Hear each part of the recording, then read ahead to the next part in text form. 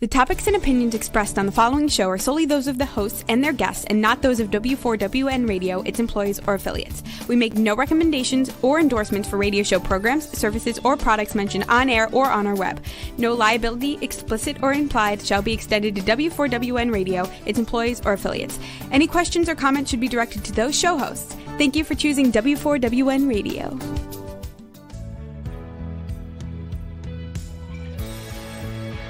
Welcome to Success Secrets Exposed with Sally A. Curtis, where we share stories of challenge, success, and inspiration along with practical tips and strategies to move you forward to your success. And now, here's your host, Sally A. Curtis.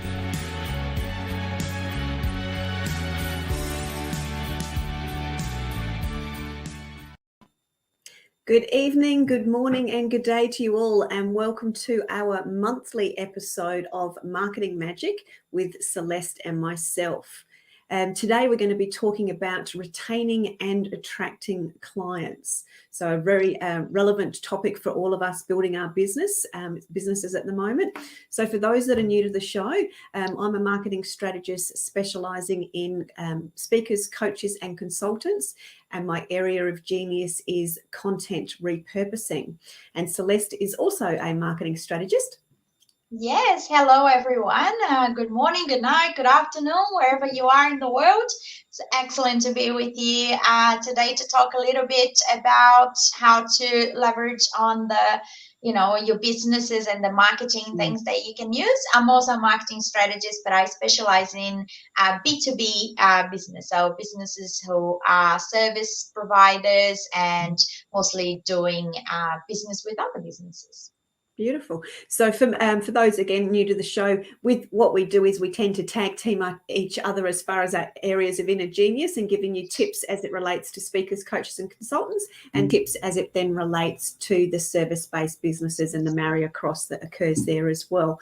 So today we wanted to kick off the show with a favourite movie from way back when, and some of us may be showing our ages a little bit by remembering this so fondly, but there was a movie called You've Got Mail, and it was an American romantic comedy with Tom Hanks and Meg Ryan. And back in the day, that was when emails were a novelty. And we used to get really, really excited. And then we do actually have an image, which Roxy may put up on the screen for you shortly. And we, as you know, back in the day, the little button would go ding and we'd get an email and we'd be getting really, really excited. But now fast track a little bit more than 20 odd years. And now what are we doing? We're complaining about our inboxes and the fact that there's unresponsive messages, etc.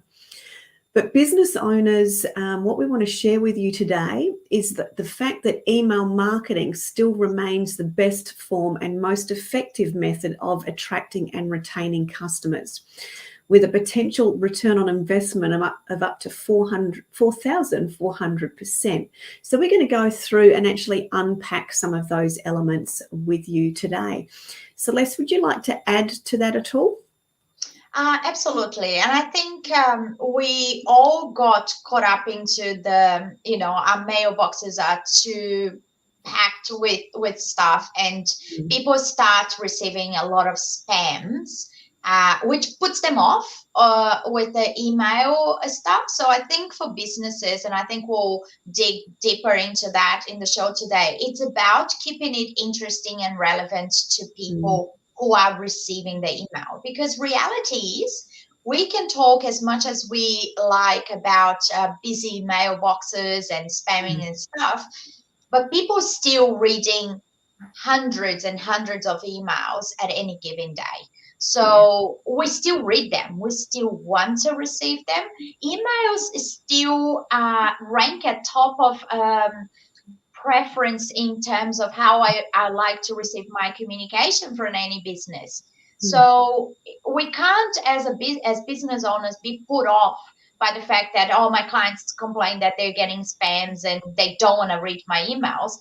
They want to read emails that are interesting and relevant to them. And that's what I think we'll be discussing here today, is that keeping that top of mind when it comes to a business. Yes, you don't want to spam your clients, but is that the only alternative that you have? Is every email a spam? if that would be the case, why are we still reading hundreds of emails at any given week? So I think that's that mindset to really, keep dig into. Yeah, so let's sort of start at the top and sort of say why email marketing is still important in 2021. Firstly, as Celeste has said, email, everyone still uses email. In fact, HubSpot says that 91% of consumers use email. So that was 91%. Keeping in mind, most people roll over when they're still in bed in the morning and pick up their phone and check their emails before they even get out of bed. So that's something that's really, really relevant. And as you can just see up there, that's an image that we've found that just sort of talks about, 15 years ago, we used to get excited by letters. And then we got even more excited by the dinging of the emails. Now it's absolutely the reverse in some instances. But we do want to share with you the hows and whys you can still use email marketing effectively. So the first one, as I said, is everyone still uses email in some way, shape or form. It's a highly effective marketing tool when it's done correctly and when it's done right. So we'll give you some of those tips today. And it's incredibly affordable because it's easy to access. It's easy to do some of our strategies that we'll share with you today.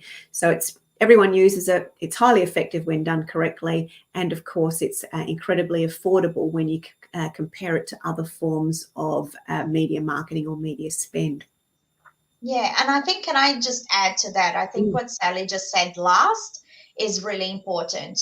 No marketing strategy should be just focusing on email or on social media. So email marketing is very powerful, but it needs to be part of a bigger strategy. It needs to be part of, you also have a website, you also have social media channels, wherever that looks like, whether if your place is on LinkedIn or TikTok, but you need social media presence. You still need to have that good customer relationship and good customer service. So it's not that email marketing is just going to come and save the day and you're like, I sent an email, where are my sales? So it has to be aligned with other channels. And one of the things that email marketing does as well, just like social media, is to allow you to communicate with hundreds and thousands of people at once. So that same messaging before, with limitations of Outlook and, sometimes your private email provider, you have a limiter, or you can only send to 50 recipients at once or something like that. And you have lots of free platforms today, like MailChimp, GetResponse. There's a number of them. If you Google email marketing platforms, you'll get a list, and amazing ones, free to use, that you can have up to 2,000 contacts on a free account. So I think that saving time in terms of, be able to reach thousands of people at once as well, it's quite valuable. And it also adds to that return of investment effect of email marketing. Yeah, very much so. And I think just coming back to the strategy and the setup, yes, it does take a little bit of time to set it up when you found the right platform for you after doing some relevant research. But that little bit of time that you invest in setting it up correctly and aligning it with your overarching strategy does set you up for continued success, to your ability to continue to communicate in very, very relevant ways. And one of the ways of keeping it relevant is keeping it very targeted and personalised. So targeted and personalised to me is talking about some of those shared experiences, some of those more personal experience, but also making it targeted. So you're making it relevant for the audience. And sometimes that can be referred to as segmentation as well. So there's a number of things that can play out in your email marketing. It's, what's your overall strategy for what you're selling? What is what you're selling relevant to the entire list or just a segment of your list? And how do you personalize it for those different segments or different lists within your overarching list? And then how do you bring the personality and the human connection into that email marketing as well, so you're building relationships? Celeste, can you elaborate on that further with what it means for your clients? Absolutely. And I think there has been a lot of confusion in terms of personalization of email marketing. So most platforms, and if you're familiar with email marketing, you use one of those platforms, you'll realize that you can add people's names as a first name, tag, and lots of business have mistakenly just like, oh, it's personalized. It's got a hi Celeste in the beginning of the email. Tick that box. And that's not what personalization is. Personalization is when your content, when your messaging is what I need, is right for me. Yes, it's a great touch to put people's names there. There is data and research that acknowledges that people do feel good when they have instead of the hi there, they have the hi Celeste, hi Sally. But that's not where the homework ends. And I think that's really important. So then there's personalization, which is this content relevant to me? Yes, put my name there. That's a big tick. But then there's the segmentation, which is to make sure your mailing list, your contacts are separated into groups. So, and these groups will vary from business to business. So you might group it by country, you might group it by industry, you might group it by customers, non-customers, prospects, leads. You might even, group them into if people downloaded certain material for you. One other great way to segment, so there's personalization and segmentation. One great way to segment is ask people what they want to receive. So I'm sending emails about marketing. So when you go to my mailing list, there's overall communication about marketing, communications and sales. You can put there, what do you wish to receive? Or I just want to know about social media. I just want to have a monthly newsletter. I want to know about events. I want to know. So allow people to make their own decisions. They are the best ones to tell you what they need and want. So when you said, and goes back to what Sally said, take that time to set up your account properly. And when you have the sign-up forms made, give people those choices. So what kind of value you can add for your email marketing? Is it whether it's geographically, whether it's by industry, whether it's by demographic of female, male, teenagers, adults, whatever that looks like for your business.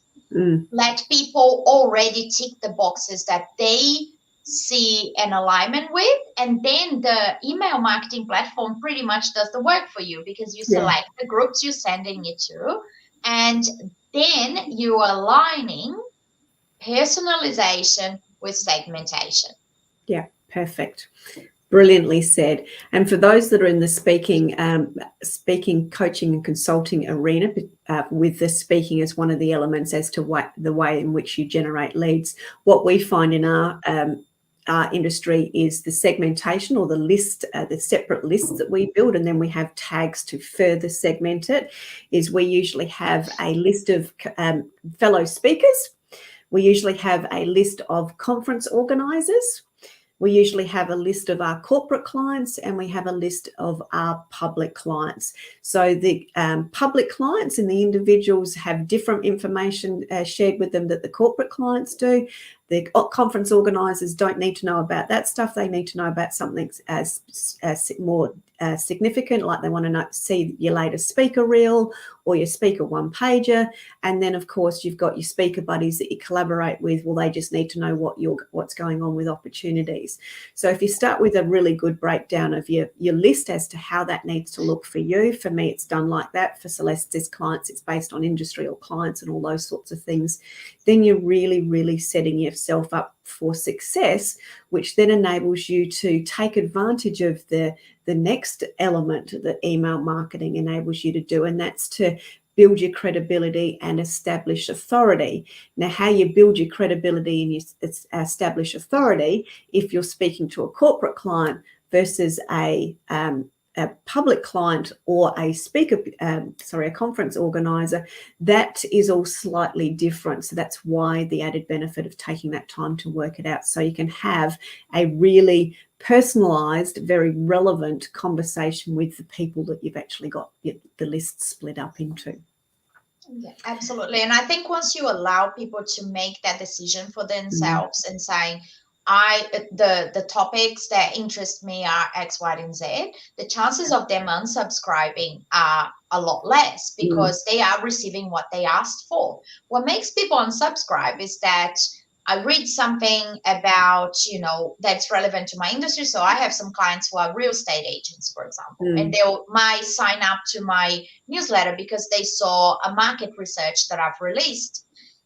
But I also have clients who are in the aged care sector and who are looking for, clients who are over 60, 70. So there's no alignment between the two contents. So the minute I start sending my real estate clients information about, aged care, homes, challenges, or whatever, they'll be like, no, you don't get me. And I think one thing that is really important in marketing, every single channel and every single activity you do, is that the she gets me attitude. So if that person on the other end of the communication with you says she does not get me, they are not likely to become a customer because they don't think you can really fulfill their needs. So I think that's a really important thing as well. Yeah, very much so. So what in your arena is a really great way that your clients can, within their email marketing, build or establish the authority as the expert in that arena? Although do your clients really look to that expert thing, or are they tending to looking to sell more products or gain clients in that scenario? So once again, it depends. So I specialize in service providers, and service providers usually need to build authority, and their email marketing is not really focusing on that sale. They're focusing on building trust and showing themselves as an expert. So the email follows the same rule as social media with the 80-20. So it's 80% only value.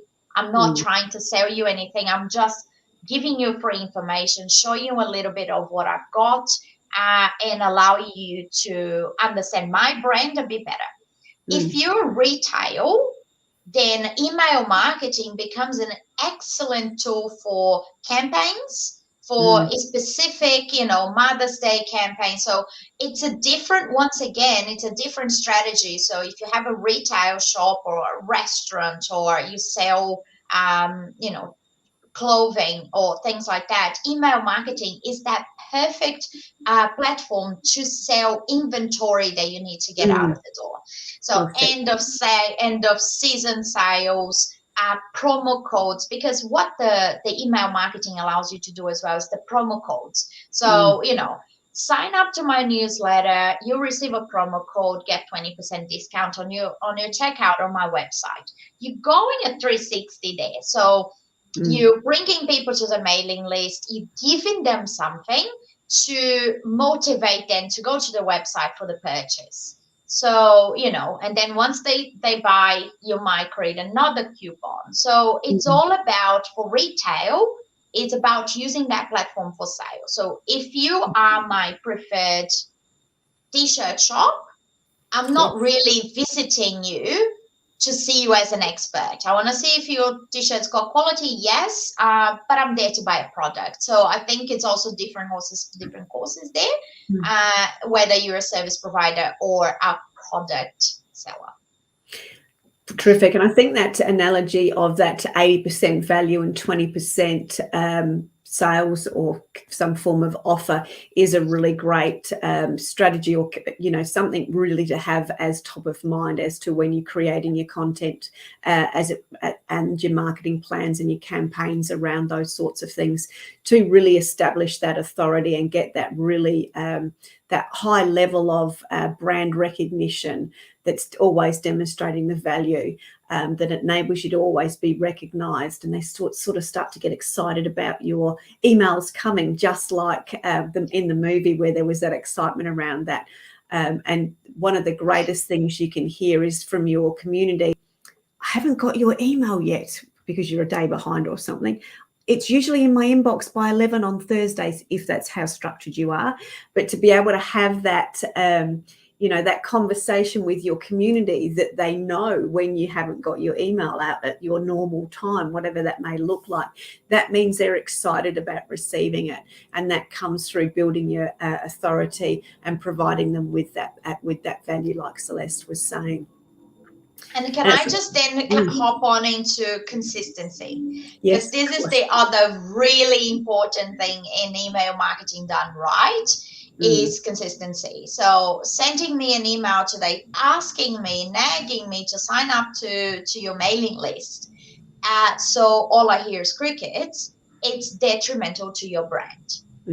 It means you're not coming up with your part of the deal. So you asked me for an action, sign up to my newsletter, join my mailing list, whatever that looks like.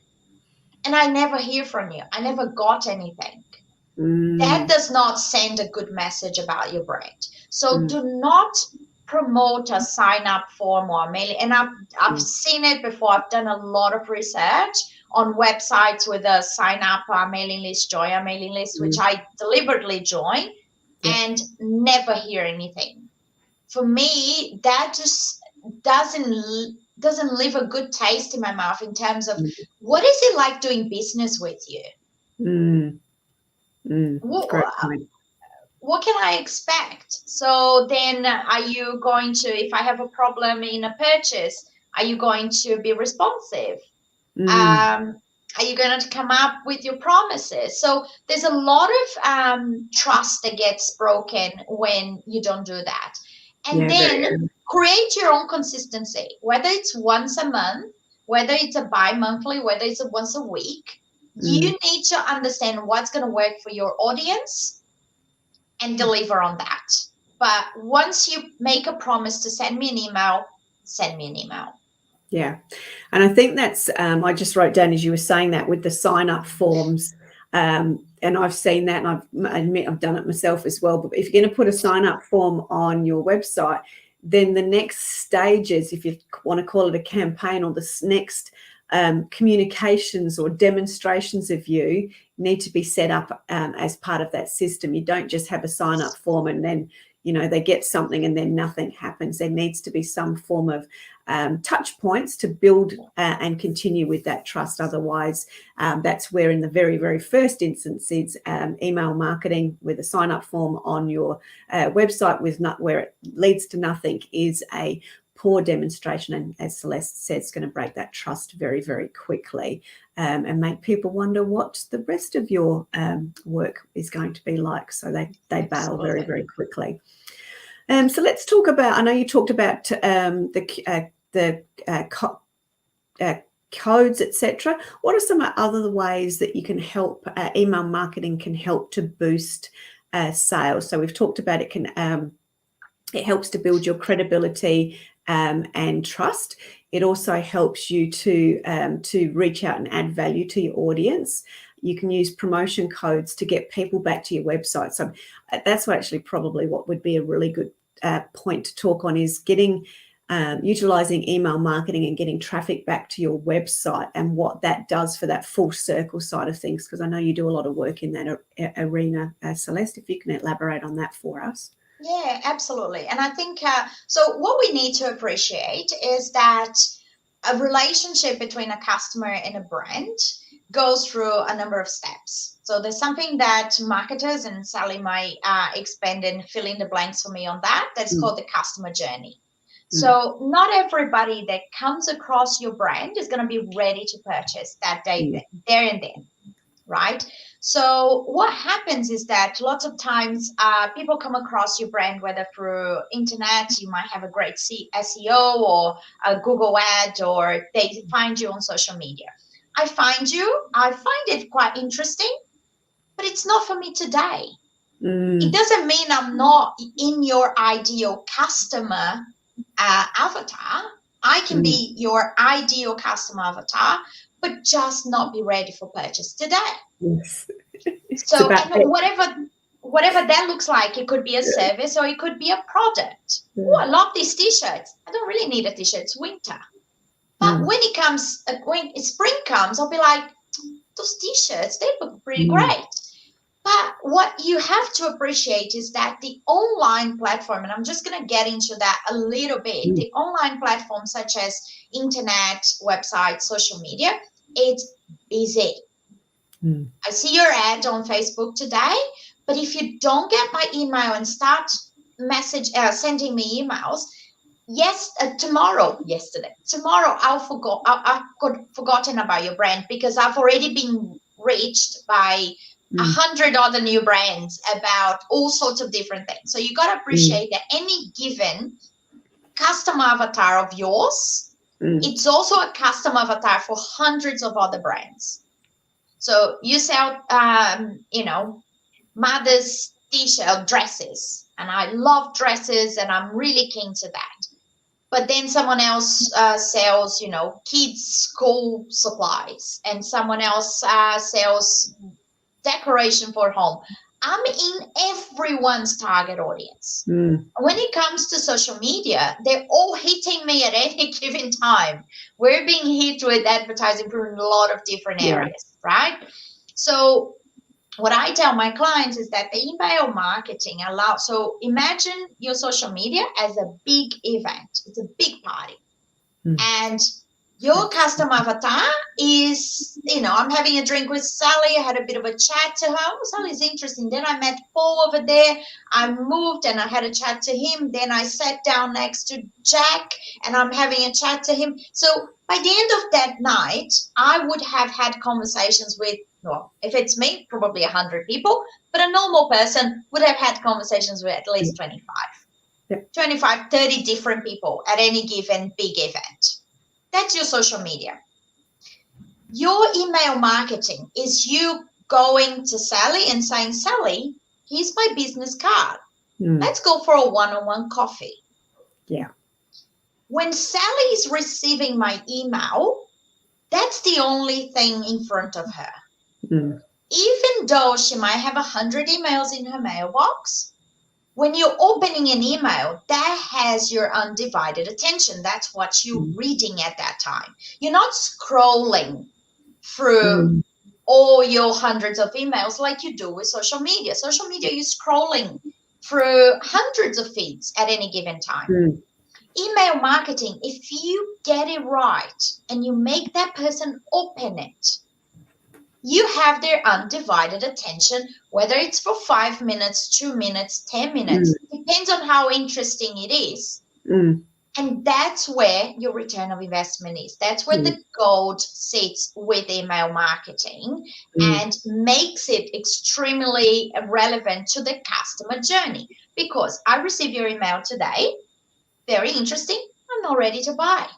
But if I continue to receive it, let's say every 2 weeks, with something new, some more information to it, you keep what we call top of mind. And that's what it's really interesting with email marketing, is keeping top of mind for when I'm ready to purchase. It could take 6 months. So when it comes to, and each industry is different, there's research that outright recommend getting a marketer to do a proper research. So for example, marketing agencies like mine, the journey could take up to 6 months for a client from first getting to know me and my brand to deciding to do a contract with me. 6 months. So those 6 months, the email marketing allows me to, one, keep top of mind throughout those 6 months, two, show you that I understand what you need. I understand your needs as a consumer. And three, show myself as an expert. So tick, tick, tick. Beautiful. And I think there's a couple of things there, and I loved your explanation of, I'm going to call the social media, I wrote it down. So, the social media is the party socializing, versus the email marketing, which is your coffee catch up. So it's a little bit more intimate, a little bit more personal. And to the segue and I'm going to reiterate this because this is a point that I always have a giggle about and clients always get frustrated about, is it's not about your timing. It's not about that you've got X to sell. It's only ever about their timing as a consumer. And we don't know what their timing is. We've just got to be top of mind when their timing is right. And email marketing allows you to do that. And having those regular, intimate coffee catch-ups via your email marketing enables you to do that as well. So brilliantly said. We got a Sally Nag in there, so that's great. Thank you. Which is good. I just had something, I've just lost it. I was also going to talk, thought it was worthwhile talking about, I suppose, perhaps the different ways of doing an email marketing layout. Very curious to hear what happens and what, I suppose, best practices you have as it relates to your industry. In the speaking industry, we tend to have your email marketing, and we have the three, I'm going to call them promotional boxes down the bottom. So if I use a conference organizer, for example, we've sort of let them know what's happening that we're aware of in the speaking industry as far as the content. And then we might go about having a box down the bottom that says, here's my latest speaker one pager, here's my latest video speaker reel, and here's some of my collaborative relationships or some form of other type of demonstration that you do. So you've provided them with needed resources, but you've also let them know and demonstrated some of your work as well. How do you find, or what are some of the elements that you can suggest or have seen work really, really well for your audience as well, Celeste?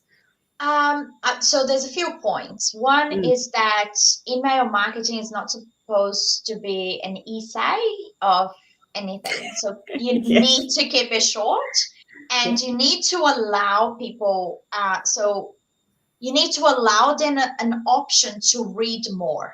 And that's when your website comes as a perfect match to your email campaigns. So give them something to say, okay, this is the summary of what I'm trying to tell you.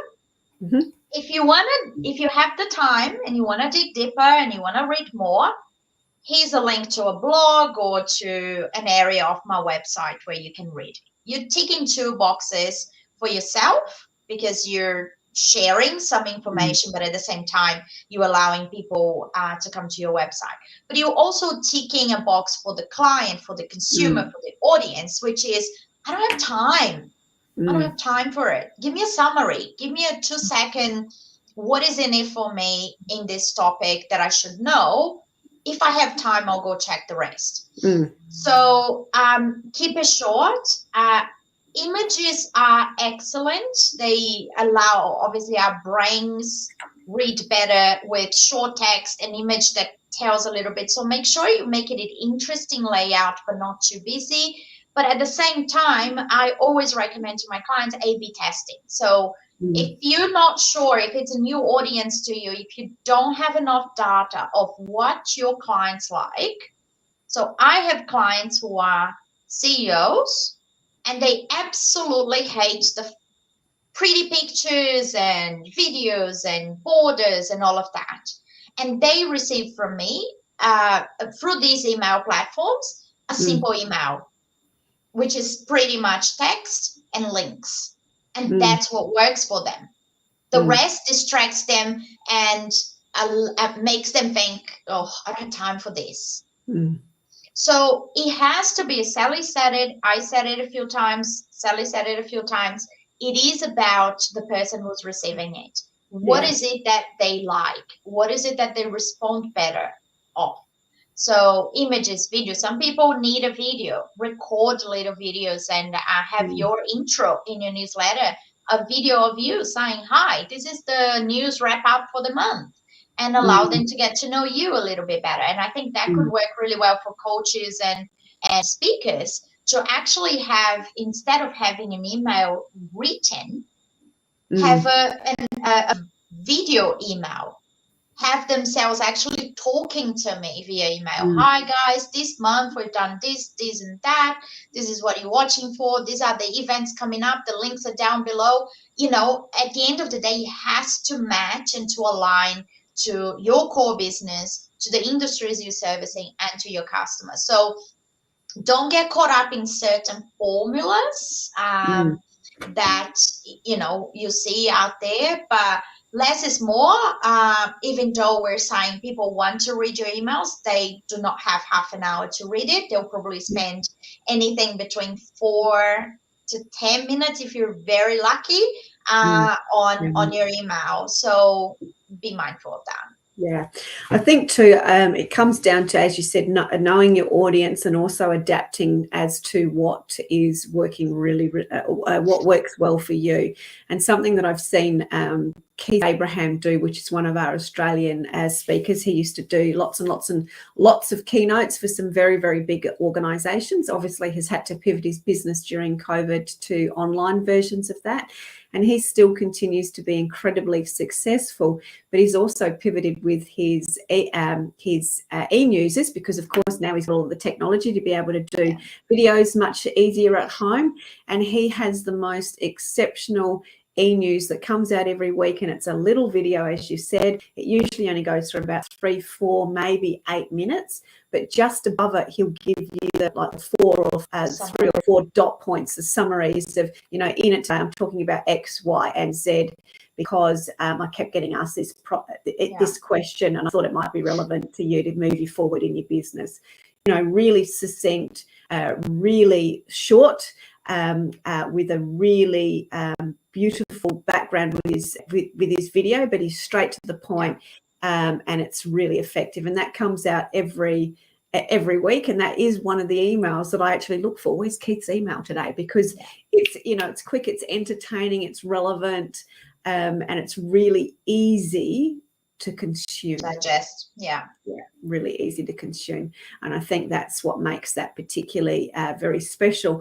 And I think the video side of things can be a really hidden gem for the people that prefer to do the speaking side of things versus the writing side of things.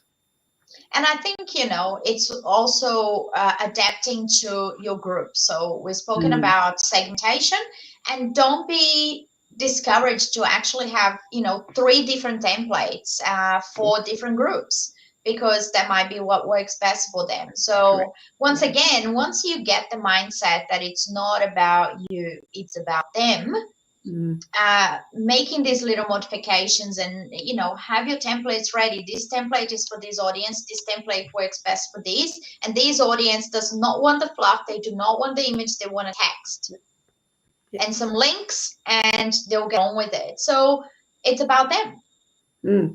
Absolutely. And just to reiterate, and being that bossy systems person, and I'm not necessarily a systems guru in any way, shape or form, although people often say, but you're so good at systems. It's like, no, it's just that I've worked out that I can, if I template stuff, as Celeste was just saying, I don't have to restart it again. I don't have to redo it from the beginning every time. I've got a template. I know the audience, and I create a template for that audience. I know this audience and that template, just as Celeste is saying. And that's a level of systemization that does make things much easier in your business by not overcomplicating it, and just spending a little bit time getting clear on the who, getting clear on the way they consume it, which is your strategy, and then working out what the content is that you're going to be popping into it, and how frequently and in what form it needs to be presented. That all can be very easily systemized through the different types of platforms that are available to you. And I just add that, you know, for any business owner out there listening, don't be scared to outsource. If you don't feel you have the time to put in the consistency, if you don't feel you have the skills to do writing is a very, you know, unique skill. Not everybody's got it. Not everybody can summarize things. If your trade is in other areas, like you have your own genius zone, which is what your customers want from you. Marketing, just like I see so many businesses, they're so comfortable outsourcing accountants. marketing is a very specific area that's got a lot of data and research behind it. And when done right, can really give you great results for your investment. Don't be scared to outsource. You're better off outsourcing, keeping it consistent, professional, with a clear message, than, doing it in a way that is going to work against your brand. Mm. Yep, very much so. What are really good ways with your email marketing to continue to strengthen the relationship? We've talked about the elements of targeting, personalization, making sure we've got the value there, that 80-20 rule. But what are some of the other ways that you can help to strengthen relationships utilizing email marketing? Ask your audience what they want. Ask them what they need more of. So I'm actually just reading this book, if you don't mind. Yeah, I'm just reading this. Inside Your Customer's Imagination. Nice. So it's about going back to them and saying, what is it that you need? What is missing? Is there anything I can help you with that, you would see value of? Those things can go through polls on social media. Polls on social media are great. Like, put it out there. What would you like to know more of? Social media, email marketing, this or that. Would you like blogs? Would you like podcasts? How do you prefer to receive the communication? Is it audio, video, or writing? What's your best way? So I think what we as business owners have done for the past 10 years, too much of, is that we send a lot of surveys, but we don't sit down and really analyze it, and not just analyze it and say, oh, people really would like more of that, but change the strategy to adapt to that, to hire new people, buy new products, deliver new services based on what people tell you. And it frustrates me because people make too many assumptions of what their customers want without never having the conversation with the customer about that. Whether that conversation is going to be through a survey, through a poll on social media, through a focus group, or simply ask your sales team to spend 1 hour each week calling customers and previous customers without trying to sell. Asking good questions. No sale allowed. They're not allowed to try to sell a product or anything. They just need to see what worked for them, what didn't, what was missing, what could we do better. What do you like about other brands that you wish we did for you? That's the only conversation. Take your customer for a coffee and just talk about that. They will really appreciate and start opening up. But the next step of that homework is to go back to what they said and make changes in your business to adapt to it. Yeah. Brilliant. And I think too, I'm going to just dump in another Sally Nag as another option, and that's with your email marketing, actually look at the reports and the data so you know what people are clicking on, where they're going, how many times they look at it, because that starts to give you a little bit of an insight as to where they're most curious and what types of questions you can then ask them to get that really, really, really fine-tuned key elements out of their imagination and into some strategies and etc. for you. And with the analytics of your email, so you'll be able to see people who are not opening your emails at all, right? So you're like, this person never opens my email. Send them a personalized email. These are the ones you want to talk to. These are the ones you'll be like, send from your personal email then and say, look, I've noticed you subscribed 3 months ago. We're sending X, Y, and Z. We've noticed you haven't been opening. Is there something that we can provide you to add value? And if that person says no, it's a great segue to clean up your database, to clean up your mailing list, because if someone is sitting there but has absolutely no interest in your brand, they shouldn't be there in the first place. Just to have a big number in your mailing list is absolutely as useless as having many followers who are never buying from you. Correct. So start that cleanup, start asking them, but send them, or even make contact, send from your personal email, saying like from my Celeste at Lustosa Marketing instead of from MailChimp. Say, hi Sally, I've noticed you know, your business X, Y, and Z is really interesting. I think that there's an alignment. Are we on the same page or not? And understand. Sometimes you get ignored. Yes, you do it again. You do it with different people, and you keep doing it. Beautiful. And I'm just going to add on to that too, with an example of that. When you look at that data and then get to start to ask those key questions. I was actually just speaking to a lady this morning out of the US that specializes in data dashboards. So I was getting a bit excited. And she was talking about how they were working with a membership site. So a company that has a membership site, it's a big networking scenario, and they worked out that they were having significant drop off with their memberships at the 6-month mark. But they also realized by looking at the data on the emails that they actually started to go silent and not engage with the platform or the emails at about the 3-month mark.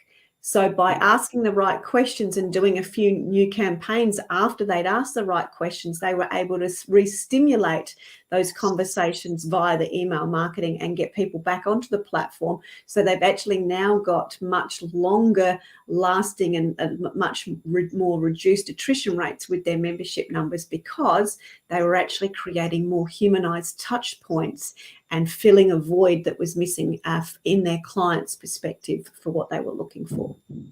Excellent. So there's some magic in the data, as always, which we always talk about. Now we're just getting close towards the end. So Celeste, is there anything that you would like to wrap up and finish off with? Yes, so for everyone who's interested in really taking this email marketing a bit more seriously, on my website, lustosamarketing.com, there's a free download there with an email marketing blueprint that I prepared for our audience. You can download and really understand the data and the little things to focus on when it comes to sending successful email marketing campaigns. So lustosamarketing.com, free resources. Beautiful. And you'll be able to find that across our social media platforms, the links, etc. there as well. So that's fantastic. I would just like to close as we move into the end, to everybody to sort of really, really look at the opportunities that sit right around you. There's lots of opportunities. You can tap in and listen to some great podcasts, but really it's really about talking to your audience and finding out what they're looking for and then adapting your strategy. And often that adaptation is only very, very slightly. So what we'll do just very, very quickly is just go to a quick video, and then I'll come back and wrap the show up.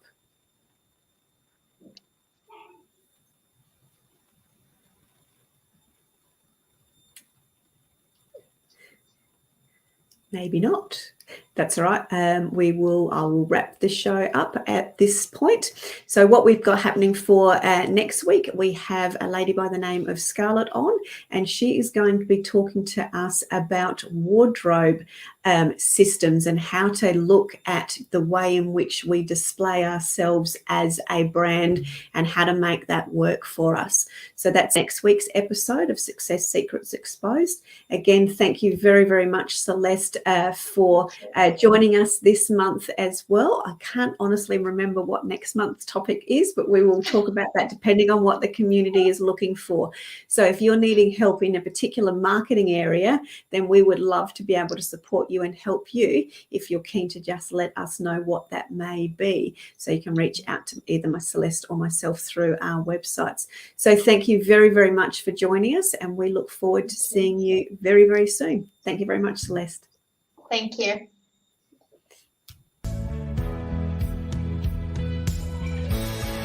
That's it for this week's episode. Thank you so much for joining us. I trust you got some inspirational tips to move you forward. See you next Thursday at 7 p.m. Eastern for more Success Secrets Exposed.